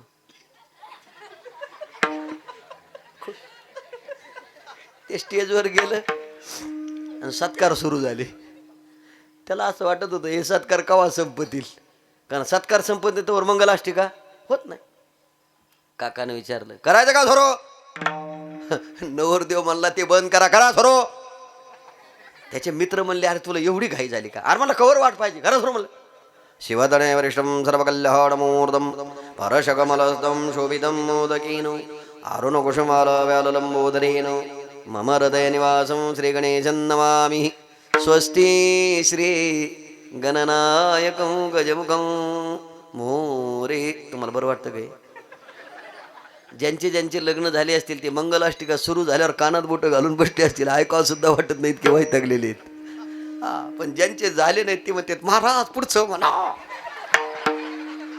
याचं उत्तर काय माहितीये का? ज्यांचं लग्न झालं त्यांनी अनुभवलं म्हणून त्यांना दुःख आहे. मला हेच कळत नाही, पूर्वी आपल्याकडे लग्नाच्या आधी ते बेसन भाकर असायची. कुठं असायची? बहुलं त्याचं नाही का, विटाच्या असायचं, इकडून ते मटके ठेवायचे. आता तसलं काहीच नाही. आता लग्न कार्यातल्या स्वयंपाकात सहित बामणा सहित दिलेलं असतं, फक्त नवरदेव नवरीच आपली असती. आहे का नाही परिस्थिती? कुठं बहुलं काही राहिलं नाही आता. ते आदल्या दिवशी यायचं, मग ते बांधायला असतात भावकीतले काही, मग तुम्ही एक इट ठेवा आम्ही एक ठेवू, मग ते 7 पद्धतीने असं करतात. मग ते असं ते बहुलं का करतात माहितीये का? ते हे दाखवतं की तू याच्यावर बसल्यानंतर शेवटी तुला याच्यातच जायचंय. कशात? हे जे मडके ठेवलेत ना दोन्ही बाजून, तुम्हाला नाही डोक्यात वाटतं अजून, हे त्याच्याकरताच आहे. माती होणार आहे तुझी, तू त्याच्यावर बसलास ते. आता ऐक, मग ते बहुल्यावर बसलं, ते बहुलं सगळं झालं. पण ज्यांचे लग्न झाले त्यांना ह्या मंगलाष्टिकेचं दुःख आहे, पण ज्यांचे झाले नाहीत ते म्हणतात, महाराज पुढचं म्हणा. गंगा सिंधू सरस्वती च यमुना गोदावरी नर्मदा कावेरी शरयो महेंद्र तनया. म्हणतात का नाही? काका म्हणा ना, आली लग्न घटे समीप नवरा घेऊन या वागरा गृयोक्ती मधुपर्क पूजन करा अंतरपटा ते नका धरू दृष्टा दृष्ट वधूवरा करू द्या दोघे लग्नाच्या अगोदर पत्रिका वाटीत पुण्याला फिरू द्या. आणि त्याचं तुम्ही लग्न शुभन सावन धावन काय. परवा दिवशी माझ्याकडं ते उरणचा आमचा एक पोरगा लग्नाची पत्रिका घेऊन आला. पत्रिका 150 रुपयाची होती. मी वाचली, म्हणलो बा बा बा, दोघांचं शिक्षण वाचलं. वा वा. काय करते बायको? म्हणलं काय नाही, डिप्लोमा. छान आहे, सुंदर आहे ना, दाखवू का? मी म्हणलं तू पत्रिका वाटायला आला आणि तिला दाखवतो. सोबतच आहे आम्ही दोघं. सोबत म्हणजे पत्रिका वाटायला सोबत आहे आपल्या. म्हणलं अरे असं बरोबर नाही. तो म्हणला सुशिक्षित फॅमिली. मी काहीच बोललो नाही. पत्रिका त्याने ठेवली, ते गेलं. मलाच घाम आला. आमचा मुलगा म्हणला तुम्हाला काय झालं घाम यायला? तुमच्या राहिलेली देवपूजा करा, ते 2-3 ओव्या काय राहिले ते वाचून घ्या. मी म्हणलं मला चिंता या गोष्टीची वाटते. हे 2 जण लग्नाच्या पत्रिका घेऊन आलेत. नवरदेव नवरी आहेत, लग्न व्हायच्या आधी पत्रिका वाटायलेत. पुढची पिढी जन्माला कशी येईल याची मला चिंता आहे. ते आमचा पोरगा म्हणला तुम्ही त्याची चिंता करू नका. आता तरी ते 2 नवरा बायको पत्रिका वाटायला आले. आमच्या लग्नाच्या टायमाला पोरं सुद्धा सोबत पत्रिका वाटायला येणार आहे. असं म्हणल्यावर मी चल उठ इथून, हो तिकडे, जास्त बोलू नको नाही मला अटॅक येईल म्हणला. आता काही शिल्लक आहे का? तुम्ही ज्याला ते शुभ, आपला उत्तर फक्त एवढे, ज्याच्यात तुम्ही सुख मानलं, ज्याच्यात तुम्ही आनंद मानला, तो आनंद चिरकाल नाही, तो प्रपंच न झाला. प्रपंच आहे परब्रह्म, अहम सोम ब्रह्म आकळले, प्रपंच एक झाला होता. हे तो समळ मिथ्या वार्ता, पुढे होईल मागोता कदा कल्पांती. गीतेच्या 15व्या अध्यायात वर्णन केलं. न रूपमशेह तदोपलभ्यते नांतो न चादिनची संप्रतिष्ठा अश्वत्थमेनम शिविरूढ मूल मसंग शस्त्रेन दृढेन चित्वा. मी हे का बोलत होतो? या प्रपंचातला आनंद चिरकाल नाही, आणि ज्याच्यात चिरकाल आनंद आहे तो परमार्थ आहे. पण माणसं तिथे येत नाहीत. काय आनंद आहे परमार्थाला? वर्ध विष्णू स्वरूपात, वाढत्या स्वरूपाचा आहे. पहिल्या दिवशी कीर्तनाला आला, आवडलं. दुसऱ्या दिवशी यावं वाटतं. तिसऱ्या दिवशी चव काल्यापर्यंत आला, आणि काला झाल्यावर संध्याकाळी पुन्हा मंडपात आहे त्याच जागेवर बसला. कार्यकर्त्याने विचारला आज काय? सुरू करा कीर्तन. म्हणलं लय आनंद होतोय. असं रोज चालूच राहिलं पाहिजे. हे तुम्हाला बॅटरी चार्जिंग करण्याकरता 8 दिवसाचा कालावधी आहे. पण 8 दिवसात हीच बॅटरी वर्षभर चालली पाहिजे. याकरता चित्तवृत्ती स्थिर होऊन जर तुम्ही भगवंताची साधना केली तर जिथे बसाल तिथे तुम्हाला तो आनंद मिळू शकतो. म्हणून तुकोबाराय म्हणतात आनंदाच्या कोटी पण साठवेल्या आम्हा पोटी. इथे पोट शब्दाचा अर्थ हृदय आहे. हृदय कोणाचं हृदय? हृदय बंदी खाना केला आत विठ्ठल कोंडीला, धरिला पंढरीचा चोर गळा बांधून या एवढा प्रभू व्हावे तेने संपुष्टी राहावे. अहो ज्ञानोबाराने वर्णन केले. तैसा हृदयामध्ये मी रामू असता सर्व सुखाचा रामू की भ्रांताशी कामू विषयावरी. अरे बाबा, हृदयामध्ये परमात्मा जर साठवला असेल, कोणी कोणी साठवला? धन्य त्याची माता, धन्य त्याचा पिता, साठविला दाता त्रैलोक्याचा. सावता महाराजांनी आपल्या हृदयामध्ये परमात्म्याला साठवलं. म्हणजे त्यांनी आठवलं. कांदा मुळा भाजी अवघे विठाबाई याचा विचार आपण केला पाहिजे. जाऊ द्या, रामायणातलं प्रसिद्ध उदाहरण आपल्या सगळ्याला माहितीतलं मी वेळ घेत नाही. सीतामाईनं 9 रत्नाचा हनुमंतरायाला दिला. हनुमंतरायानं तो घातात घेतला. झाडावर गेले, मणी फोडून फेकू लागले. तेव्हा सीतामाईने विचारलं का फोडता मणी? हनुमंतरायानं सांगितलं मी काही नाही, माझा राम पाहतो. म्हटले कशात पाहता? म्हणले मन्यात. मन्यात म्हटल्यावर हनुमंतरायाकडे पाहून सीतामाई हसल्या आणि म्हटल्या का हो, हा 9 रत्नाचा हार मला त्यांनी दिला आणि तुम्ही मणी फोडून फेकता का? म्हणले राम नाही. सीतामाई म्हटल्या तुमच्यात आहे का? हनुमंतरायाने सांगितलं आहे साहेब, ज्याच्यात राम नाही त्याचं काम आपल्यासोबत नाही. आणि काही नाही, महाराज खाली उडी मारली आणि अशी छाती फाडी, टार टार टार टार. राम लखन सीता सहित हृदय बसव सुरभू सियावर रामचंद्र की जय, उमापती महादेव की जय, बोलो रे भाई सब जन की जय. अरे छाती फाडली. छातीमध्ये जेव्हा सगळे दिसले, हे पंचमंडळ दिसलं, सीतामाईनं हात जोडून विचारलं बस आता काही इच्छा राहिली नाही. आता ऐका, हनुमंतरायानं छाती फाडून हृदयामध्ये रामाला दाखवावं. ज्यांचं नाव हनुमान आहे त्यांनी हा प्रकार करू नका, त्यांना जमणार नाही. ते बजरंग बली होते. इथं कोणी असतील तर मला माफ करा, मला फक्त तिथलं उत्तर द्यायचं रामायणातलं. मग आता ते हनुमंतराय होते, ते त्यांना शक्य झालं. हृदयात आहे दाखवलं. मी असं म्हणतो, साठवलेलं प्रतिबिंबित होतं का आठवलेलं? जे साठवलेलं तुमच्या घरात जर तुम्ही साठवून ठेवलं काय? धन धन पैसे. मला वाटतं आता काल परवा एक हप्ता येऊन गेला ना. ह्या बहिणी लाडक्याच किती झाल्यात मला कळा ना. खरंच ना महाराज. नवऱ्याचा 1,00,000 पगार आहे पण यायला पुरत नाही आणि 1500 येऊ द्या काय होत घ्या घ्या पण लाडक्या राहा. आता ऐका, हृदयात साठवलेलं मिळतं, बँकेत साठवलेलं संकटात कामी येत, धन संकटात कामी येतं. आता मी असं विचारतो, एटीएम मधून पैसे काढण्याकरता तुमच्या खात्यावर असले पाहिजे का नाही? असले पाहिजे ना. मग खात्यावर ज्यांच्या आहे त्यांनी कुठेही कार्ड घातले की मी एक दिवशी पैसे काढायला गेलो, एका वयस्कर आजीनं एटीएम मशीन मध्ये ओंकार महाराज आधार कार्ड घातलं. सत्य बरे.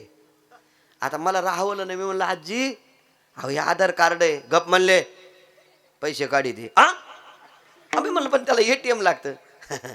आमच्या आधारावर आलेत. तुम्हाला नाही कळलं पैसे कशावर आले? आई म्हणलं ते आधारावर आलेत पण त्याला निराधार कार्ड लागत काढाय पुन्हा. ते म्हणले कोणचं आहे? मी माझं दाखिले. म्हणलं हे कार्ड आहे. काढ्यावर पैसे मी मशीन मध्ये घातलं 500-500च्या नोटा काढल्या. नोटा काढल्यावर म्हातारी म्हणली भैया हे मशीनच पैसे देत आहे. घरी गेली आणि पुन्हा आली, पुन्हा कार्ड घातलं. मी म्हणलं आई तुम्ही असं किती वेळा जरी गेलं तरी तुमच्या कार्डाने पैसे निघणार नाही. कोणतं कार्ड पाहिजे? मी पुन्हा हातात दिलं हे कार्ड. आमच्या पप्प्याच्या बापाकडे आहे ते. मी म्हणलं मी इथंच थांबतो, तुम्ही पप्प्याच्या बापाला कार्डाला घेऊन ये. म्हातारी गेली, पप्प्याचा बापन कार्ड संगच आणलं आणि आणल्याबरोबर माझ्या देखत मशीनमध्ये घातलं. आणि पप्प्याच्या बापाला विचारलं किती काढायचे? त्यानं विचारलं तू सांग किती काढायचे? 25 काढा. 25 काढा म्हणल्यावर मी म्हणलं हिच्या अकाउंटला नक्की 50 असले पाहिजे. 25,000चा आकडा टाकला आणि जिथून पैसे येत होते म्हातारी त्याच्याकडे पाहत कोड टाकला आणि बटन दाबलं, सुर खट वाजलं. पैसे नाही आले. इकून कागद खाली पडा, बॅलन्स. कागद उचलला त्यानं पाहिलं. मी म्हणलं आजी काय झालं? सरकावर बाजूला तू काढून दाखव. मी माझं कार्ड घातलं पुन्हा 500 रुपये निघले. आजी म्हणले तो हे कार्ड घातलं की मशीन पैसे देते आणि आमचं कार्ड घातलं रे मशीन का पैसे देत नाही? मी म्हटलं माझ्याकडे कार्ड घ्या. मी कार्ड घेतलं आणि मशीनमध्ये घातलं. मग विचारलं आजी किती काढायचे? म्हणले 25 काढ. 25,000 दाबले, कोड दाबला आणि जिथून पैसे आलते का माझे म्हातारीने त्याच्यात आधीच हात घालून ठेवला होता. ते कोड दाबला श्रीकांत महाराज सर कट वाढलं, खटकन म्हातारीचे साल्टेज गेले हाताचे निघून. ते लागलं ना ते पैसे निघाना म्हातारीचे हात रक्त मंबाळ. मी म्हणलं आजी मी कार्ड टाकलं की मशीन पैसे देते, तुमचं कार्ड टाकलं की कोण बॅलन्स पडतो फक्त, खाली पैसे पडत नाही. मला एक सांगा, पप्प्याच्या बापाला विचारा तुम्ही खातं खोललं होतं तेव्हा काही टाकले होते का? हो म्हणले तुम्ही खातं खोललं होतं तेव्हा काही टाकले का? म्हणले नाही. मग तू ह्या बापाची पेंड आहे का मशीन पैसे द्यायला? मशीन कोणाला कसं पैसे दे? अरे मंथोनी नवनीता तैसे घे अनंता, वाया व्यर्थ कथा सांडी मार्ग. ज्यांची कार्ड आळंदी पंढरीला वारीला जातात त्यांच्याच मशीनमध्ये त्यांना पैसे मिळतात. एटीएम कार्ड ज्यांचे आळंदी पंढरीला जातात ते देवाला वार्षिक आठवतात, त्यांना देव आठवतो. तुम्ही कधीच त्याला आठवत नाही. एटीएम जरी खिशात ठेवलं तरी उपयोग होणार नाही. माझा म्हणण्याचा उद्देश एवढा आहे, हृदयात परमात्मा तुमच्या आहे, हृदयात माझा आहे. पण ज्यांची कार्ड आळंदी पंढरीला जातात, ज्यांनी साठवलंय त्यांनी आठवावं लागतं. आणि आठवल्यानंतर साठवलेलं जर प्रतिबिंबित होत असेल तर त्याच्याद्वारा आनंद होतो. किती अभंगाच्या दुसऱ्याच्या प्रेमेचा लीला प्रवाह,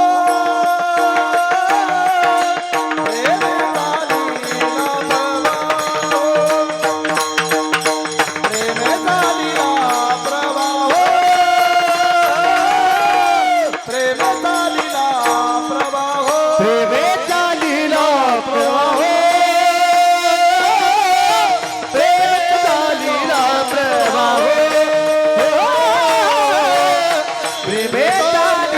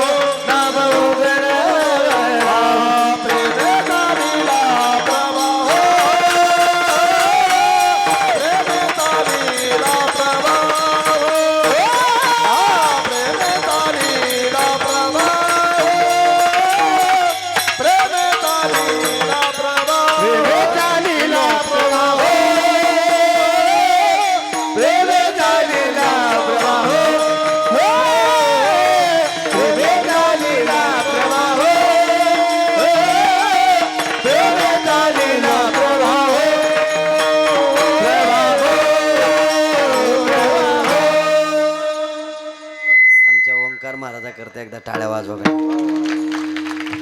आणि आता शुकाचार्य महाराजा करता वाजवा. समाधान आहे. इतकं सहज वाजवणं सोपं नाही. प्रेमे चालेला प्रवाह हो नामो घलवला हो. इथे प्रेम शब्दाचा अर्थ भक्ती आहे आणि भक्तीने प्रवाहासारखा आनंद मिळतो. पण कोणत्या प्रेमानं असा प्रश्न आहे. सुभाषितकारानं असं वर्णन केलं बघा. नवारे पतिभ कामाये पतिप्रियो भवती आत्मानस्तु कामाये पतिप्रियो भवती. नवारे मित्रस्य कामाय मित्रं प्रियो भवती आत्मानस्तु कामाय मित्रं प्रियो भवती. नवारे सर्वस्य कामाय सर्वं प्रियो भवती आत्मानस्तु कामाय सर्वं प्रियो भवती. या जगातले सगळे लोक आपल्यावर प्रेम करतात, त्यांचा स्वार्थ आहे. पण भक्तीतलं प्रेम अजून वेगळंच आहे. कारण नारद भक्ती सूत्रामध्ये भक्तीची व्याख्या केली बघा. सात्वस्मिन् परम प्रेम रूपा. गोपीगीत वाचलं की कळेल. जयति ते धिकं जन्मना व्रजा श्रयतैन्मेरा शश्वत रही दयते दृश्यता दिक्षुतावकाश स्वेरुता समस्वामिते अटति यद्भवान् विकानन त्रुटिलयुगायते त्वाम पश्यताम् त्रुटिलकुण्टलं श्रीमुखं च ते जडो दीक्षतां तीक्ष्म पाश्यताम्. वर्णन केलंय. प्रेमे चालेला प्रवाह हो पण नामो घलवला हो. महाराज प्रवाहासारखा आनंद पाहिजे. पण भक्तीतलं प्रेम लागेल ना. आपल्याकडे प्रेम आहे ते स्वार्थातलं आहे. मी त्याची 2 कारणं करत असतो. जोवरी चाले धादा तोवरी बहीण म्हणे दादा. एकदा का दिवाळीच्या सणाला नाही नेलं तर दादाचा मुडदा गेला. हे पुढचं गाथ्यातलं नाही, माझ्या माथ्यातलं. पहिलं गाथ्यातलं. जोवरे चळण गा तोरी म्हणते माझा माने तिला न थोर देह सुखाची आकाजा. इंद्रिय मावळली आला बागुल आजा. अरे हे लोक कुठपर्यंत रे आवाज आहे तोपर्यंत. हे आमच्या जवळ लोक कुठपर्यंत, जोपर्यंत आम्ही बोलतो सब पैसे के भाई सब पैसे के भाई दिल का साथी नहीं कोई दिल का साथी नहीं कोई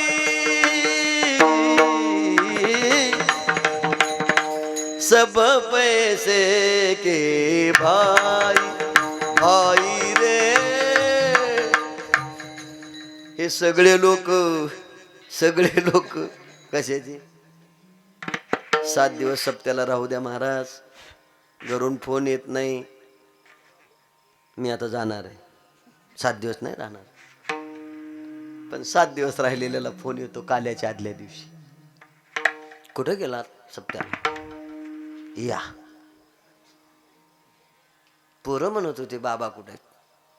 मग तुमचा स्वभाव लय भोळा बाबडा आहे. काल्याचं कीर्तन झालं की श्रीकांत महाराजाची भेट घ्या. पहिल्या पंक्तीला जेवायला बसा. नारळ प्रसाद तुमचा तुमच्या जवळ ठेवा. एसटीत चढता तर व्यवस्थित नाही तर पिशी तिथं पडेल. काय काळजी आहे तिला बघा ना. कोणाची. नावऱ्याची नाही त्या पिशीची. बसली कोणती कोण मला काय माहित नाही. जागा मिळेल नाही मिळेल तुम्ही आचेच आहे. तुम्ही पडले तर चालेल पण पिशवी पडू देऊ नका. सब पैसे के भाई अपना साथी नहीं रे कोई कोई. काय वर्णन केले महाराज. बहीण कुणाचे भाव कुणाचे कोण कुणाचे सगळे सोय मेल्या पाठी सर्व राहिले तुटतील धागे प्राण्यामाई. इतकं बारीक आहे. बायको सुद्धा नवऱ्याच्या पुढं पुढं करते. कशा करता. आदनस्य स्वभार्या अपि अवमन्य ते श्लोक आहे, वेगळे पण नाही आहे, श्लोक आहे त्याचा. आधनस्य स्वभार्या, स्वतःची भार्या म्हणजे बायको तुमच्या पुढं पुढं करते. मकर संक्रांत जवळ आल्यावर चहा घ्या ना, नको. कॉफी नको. नेस्कॉफ नो. का हो, जगून जगायचं, करून करायचं, कंटाळा आला संसाराचा. मी म्हटलं आपण दोघं बसून चहा घेऊ, तुम्हाला कधी कळतच नाही. हा म्हणला रडू नको, तुझं म्हणणं काय? म्हणणं काही नाही, फक्त पगार मला द्या. किंमत कशाला आहे? माझी सगळी उत्तरं संपली, तिथे तुमच्याकडे पैसा शब्द शिल्लक राहील. आणि एक लक्षात ठेवा, जगामध्ये ज्याच्याकडे पैसा आहे लोक त्याला सलाम करतात. बुद्धी नसली त्याला, बुद्धी नाही म्हणजे बसायची अक्कल बी नसली तरी लोक त्याला राम राम. कोणाला? अरे संतांची प्रमाण आहेत, माझं नाही. धनवंता लागी सर्व मान्यता आहे देव. सर्व मान्यता आहे देवी. सर्व मान्यता आहे देव.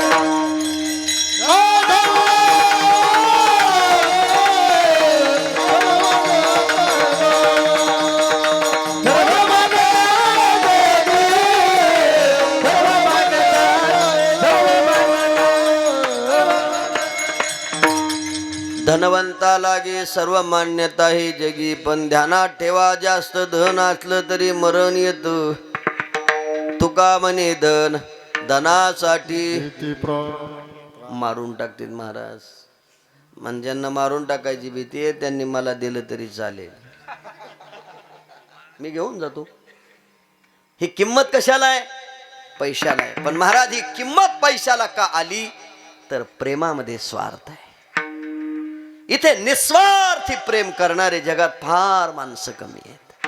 देवभक्ताचं निस्वार्थी प्रेम आहे, आई मुलाचं निस्वार्थी प्रेम आहे.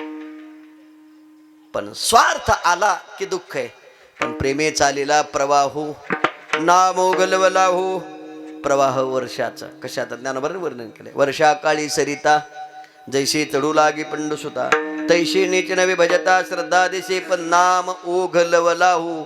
भगवंताच्या नामाचा लाहो लाहो लागल वो लागल आंबेचा. लाहो लागल वो लागल आंबेचा. लाहो लागल वो लागल आंबेचा. लाहो लागल वो लागल आंबेचा. विठाबाई माऊलीचा. विठाबाई माऊलीचा. विठाबाई माऊलीचा. विठाबाई माऊलीचा.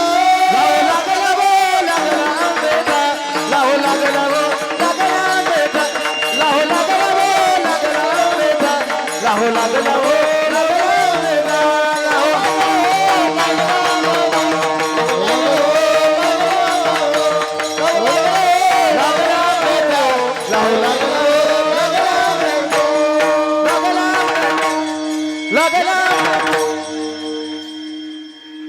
असे प्रमाण लय म्हणू नका, हे लय वाजिते आणि एखाद्या आंबाबाईच्या मनात येईल, मग आपल्या कीर्तनाचा गोळ होईल ना. आम ना मग मला सुधरत नाही, मग माया बी अंगात येते कधी माझी. एका जनार्दनी आंबा उभी कर ठेवणी कटीव. हे सगळं वर्णन आपण पाहत आहात ना. मग मला उत्तर द्यायचं, नामदेवाच्या आईला लाहो लागला. लाहो लागला लागला आंबेचा. विठाबाई माऊलीचा. मग जिचा लागला ती विठाबाई माऊली कोणती? सुंदर ते ध्यान उभे विटेवरी. लय वर्णन केले. एका जनार्दनी आंबा उभी कर ठेवणी कटीव. एका जनार्दनी आंबा उभी कर ठेवणी कटीव. उधो बोला उधो बोला उधो बोला उधो बोला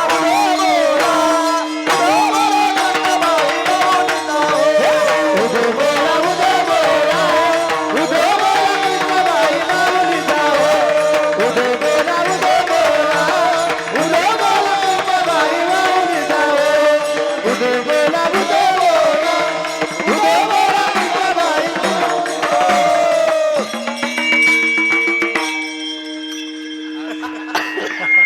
लिंबू आण लवकर, आता घोटाळा झालाय.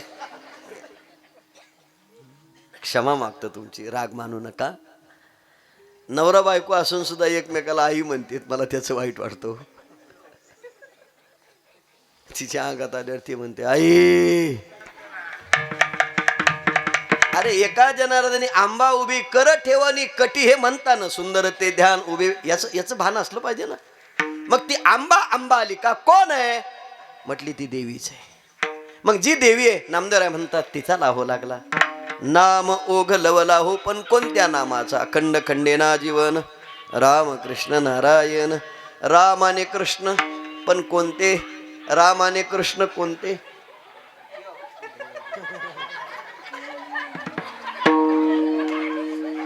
बस बस बस काय नाही काय. कुत्र आहे दुसऱ्या कुत्रानं रगडीले.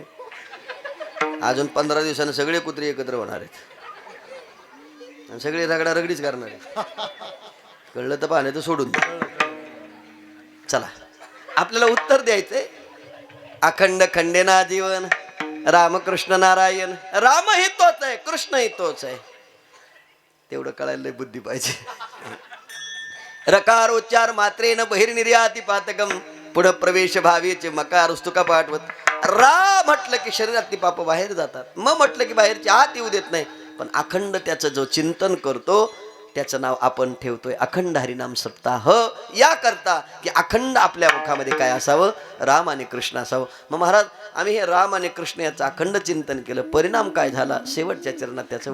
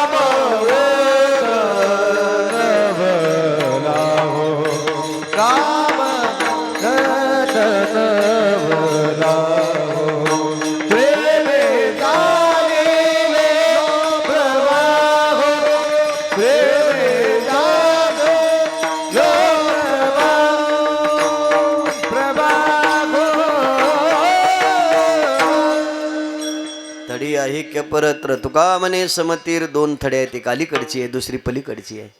गोदावरीला जसे 2 तट आहेत या तटाचे आणि त्या तटाचे बरोबर आहे. थडी ऐक्य परत्र तुका म्हणे समतीर. मग अलीकडच्या तीराच्या लोकाला पलीकडे जायचंय. नदी वाहते आणि वाहत्या पाण्यातून पलीकडे जायचं कसं. एकानं डोकं लावलं म्हणजे काय उडी मारली की माणूस पलीकडे जातो. पण कोणी उडी मारायची ज्याला पोहणं येतं. एक म्हणला जाऊच त्याला काय जे उडी टाकली सकाळी समुद्रात पाहायला गेले त्याला. दुसऱ्यानं उडी मारली पोहणं येतं पलीकडे गेलं. काहीनं डोकं चालवलं तिथे जी नाव आहे ना त्याच्यात बसू म्हणजे आपण पलीकडे जाऊ. पण हे ध्यानात ठेवा नावेला जर छिद्र असेल तर नाव पलीकडे जात नाही.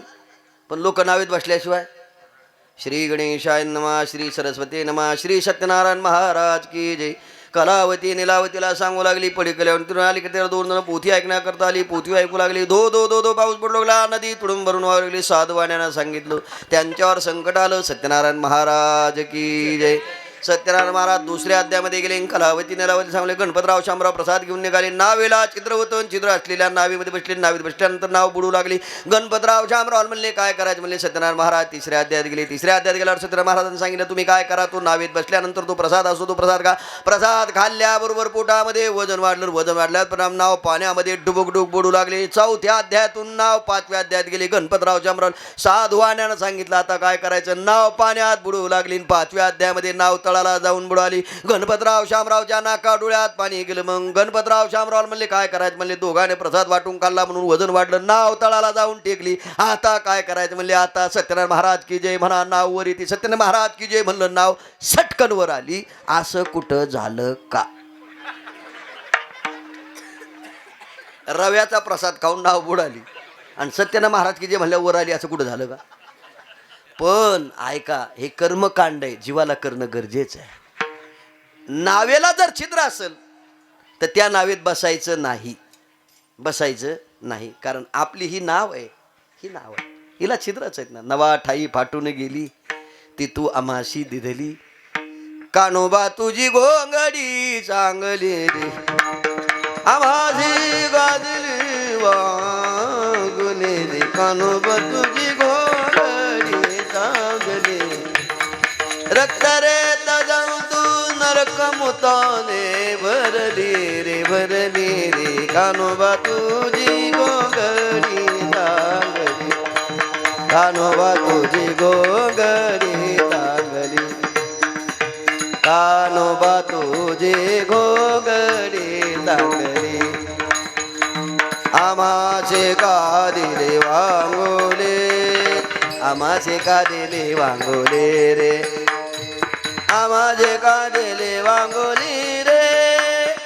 आमाची का दिली वांगोले रे, कानोबा हे कानोबा तुझे घोंगडे चांगले. चांगला गायक होतो मी पहिला. रक्तरीत जंतू नरकमुताने भरली, आम्हा शिका दिली. मला एक उत्तर द्यायचंय. त्या नाव्यात बसलेत ते बुडाले, पण प्रसाद खाऊन वजन वाढून खाली गेले. आणि सत्यनारायण महाराज जे म्हणल्यावर वर आले असं कधी घडत नाही. माझं उत्तर आहे, जीवाला कर्मकांड करणं गरजेचं आहे, पण नाव पलीकडे जात नाही, नाव बुडते. काय करायचं? ज्या तीराला आहात ना त्या तीराला बसा, अखंड राम आणि कृष्णाचं चिंतन करा. त्या तीराचा परमात्मा या तीराला येईल आणि बसल्या जाग्यावर तुम्हाला आनंद देईल. विठोबा रखुमा जय विठोबा, जय विठोबा रखुमा.